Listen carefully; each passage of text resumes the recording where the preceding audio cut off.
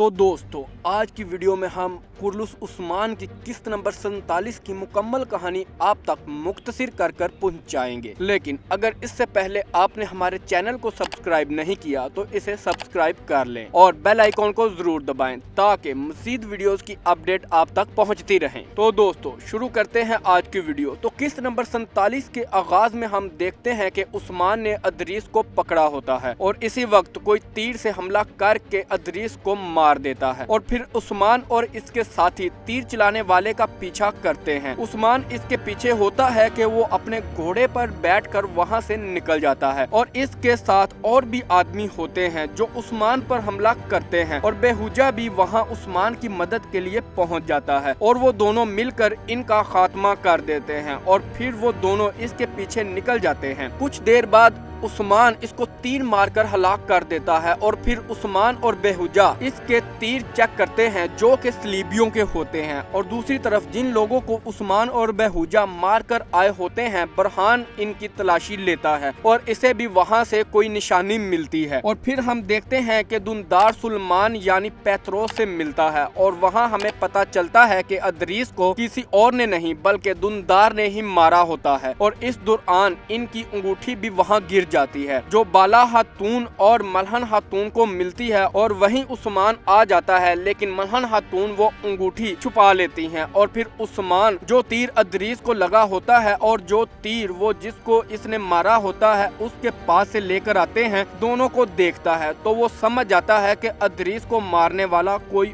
اور ہے اور دوسری طرف دندار کو بچانے اور اس آدمی کو دندار کی جگہ بھیجنے میں پیتروس کا ہاتھ ہوتا ہے اور دندار کو بھی پیتروس کی اصلیت کا پتہ چل جاتا ہے کہ یہ مسلمان نہیں ہے اور پھر یہ دونوں مل کر کام کرنے کے لیے راضی ہو جاتے ہیں اور دوسری طرف نکولا شہنشاہ کے بلاوے سے بہت پریشان ہوتا ہے کہ اسی وقت وہاں گوگتوک کچھ کاغذات لے کر آتا ہے اور نکولا سے ان کی ڈیل کرتا ہے کہ سونے کے بدلے میں یہ کاغذات تمہیں دے دوں گا اور نکولا فلاتیوس سے کہتا ہے کہ جب تک ان کاغذات کی تصدیق نہیں ہو جاتی اسے زندان میں ڈال دو۔ وہاں گوگتوک کو پتا چلتا ہے کہ نکولا قسطنطنیہ جا رہا ہے اور وہ یہ خبر قلعے میں موجود عثمان کے جاسوس تک پہنچا دیتا ہے اور پھر ہم دیکھتے ہیں کہ عثمان اپنے خیمے میں موجود ہوتا ہے اور بامسی کے ساتھ جیر کتائی ادریس کا کچھ سامان لے کر آتا ہے جس سے ان کو پتا چلتا ہے کہ ادریس بھی مسلمان نہیں تھا اور پھر عثمان بامسی بے اور عبد الرحمن کو وہ چیز دکھاتا ہے جو برہان کو سگوس سے ملی تھی تو بامسی بے اور عبد الرحمن عثمان کو بتاتے ہیں کہ یہ پاپائے اعظم کے لوگ پہنتے ہیں اور پھر برہان عثمان کے پاس ایک خبر لے کر آتا ہے کہ نکولا قسطنطنیہ جا رہا ہے اور پھر عثمان اپنے بھائیوں اور دوسرے ساتھیوں کے ساتھ مل کر انہیں رستے میں روک کر جنگ کرنے کا منصوبہ بناتے نظر آتے ہیں اور ملہن خاتون بھی جو کچھ قبیلے میں ہو رہا ہوتا ہے اس کے متعلق اپنے والد کو بھی خط لکھ دیتی ہے اور قلعے میں نکولا کو بھی پیتروس بتا دیتا ہے کہ جو کاغذات گوگتوک نے انہیں دیے ہیں وہ سب ٹھیک ہیں اور پھر ہم دیکھتے ہیں کہ ملہن خاتون عثمان سے ملنے اس کے خیمے آتی ہے اور اپنے قبیلے کے لیے جگہ کا پوچھتی ہے اور پھر عثمان انہیں ان کی زمینوں کا بتاتے ہیں اور پھر عثمان اپنے ساتھیوں کے ساتھ اس جگہ جاتا ہے جہاں سے انہوں نے نکولا پر حملہ کرنا ہوتا ہے اور وہاں سارے انتظامات مکمل کر لیتا ہے اور دوسری طرف سلجن خاتون کو بھی عثمان ان کے بھائیوں کے قبیلے